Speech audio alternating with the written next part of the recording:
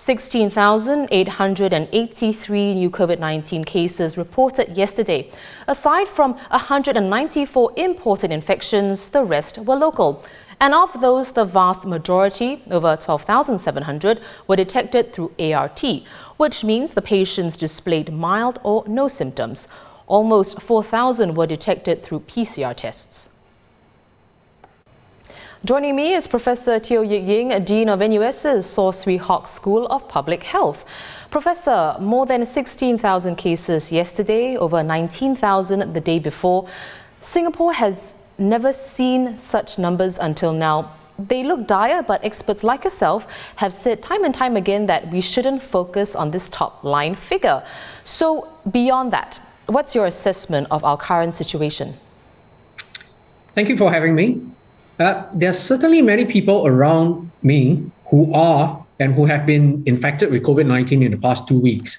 And I'm sure people, if they themselves are not infected, they will certainly know of others in their close social networks who have been infected or who have received health risk warnings. So yes, I think there are many people that are infected right now, and the number is certainly more than we hear from the daily official estimates, whether it is 16,000 or 19,000. Since I believe for every person that we report on the official count, I'm actually guessing there will be at least 1 to 2 other people who tested positive with the ARTs, but just simply did not come forward to see a doctor because perhaps they're mild and they think they are fine.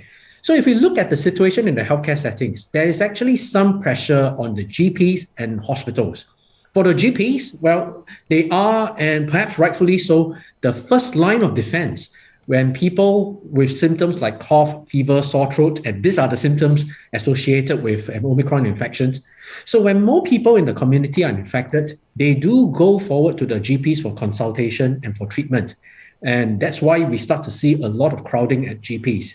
But hopefully, these people are there not just to get an MC, because it's because they genuinely need to consult a doctor. Remember, now you really don't need an MC in this particular instance. Also, there is some pressure in the hospitals, especially beds in the isolation wards.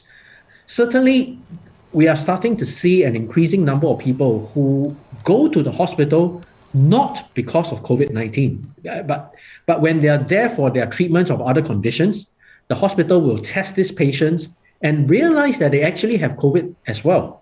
And therefore, if they are hospitalized, they need to be housed in isolation wards. So this has certainly increased the demand for bed spaces in the hospitals. But what is interesting is that this increase in demand, including for GP care, have not directly translated to a surge in ICU demand. So our ICU capacity is very well under control. What we are running out of are isolation wards, but because we simply can't put someone with COVID in a general ward with other patients. So if we come back to your question around the current situation, Singapore is going through what, in my opinion, is a necessary process to go through to live with endemic COVID. I've always said that to live with endemic COVID for the long term, we will need a combination of vaccination, boosters, and also natural infections, because this is exactly what allows us as individuals to develop this long-term antibody response against COVID-19. So for a community as a country to be able to move on with COVID. So the numbers are actually not unexpected, as what Minister have said. And in fact, our public health modelers have already predicted such a scenario of 20,000 people infections will happen. We just need to continue monitoring the situation in the healthcare system to make sure healthcare services will not run the risk of being overwhelmed, as what we have been seeing in some of the other countries. At the moment, there is some pressure on the healthcare system, but we are nowhere near overwhelmed yet. That is a very positive sign for us. Singapore is simplifying COVID-19 rules. There are 5 areas of focus: group sizes, mask wearing, workplace rules, safe distancing, and capacity limits. And Minister Lawrence Wong said yesterday that these will enable authorities to adjust the SMMs more nimbly and responsively. Professor, can you explain how this can be done, as Mr. Wong says? So yesterday's announcement actually adjusted some of these measures, but at the same time, we have kept the core measures, or what they call perimeters, such as mask wearing, such as workplace requirements, unchanged, 50% allowed to return. There were some relaxing, such as how we count group sizes now. For example, no longer limited to a per day basis of 5 visitors, but now it's on a per visit at any one point in time basis. So, and we have also increased the capacity limits for some settings, especially for sporting events. But actually, on my view, is that on a day-to-day basis, there is actually no real material change to most people, especially now after the Chinese New Year period, where that's when people will make house visits to visit each other's household. Right now, it's past the Chinese New Year. Even if we relax this 5 people visitation limit on a per visit limit, it's not going to have a lot of impact.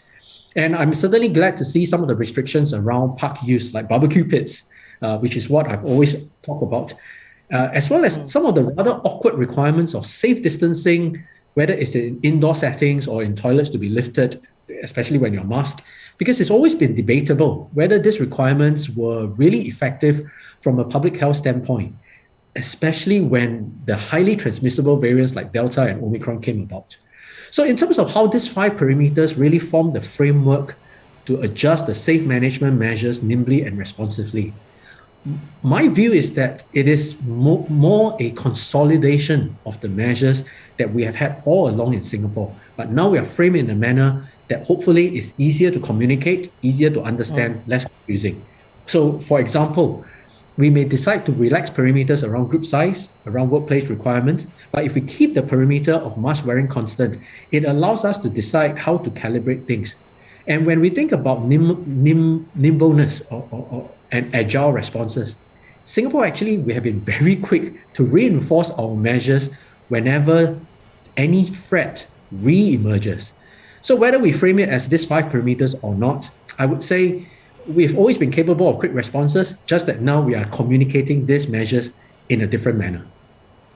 Well, Professor, earlier this month, in a piece by our colleague Salma Khalid, you suggested that group sizes could increase from the current 5, and this is already with the expectation that cases will go up.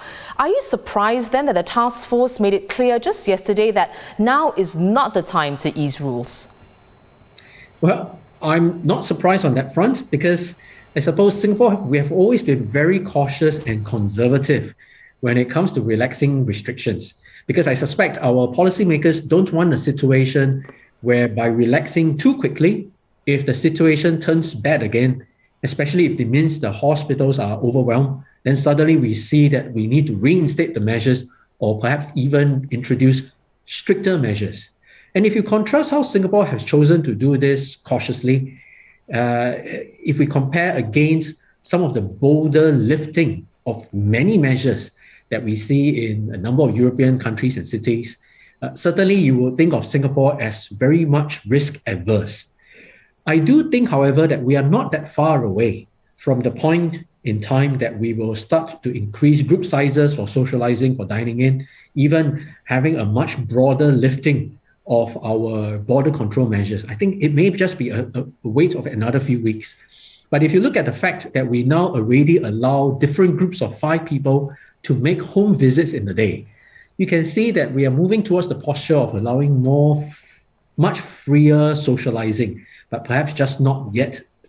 And I do expect these measures will be reviewed very, very closely.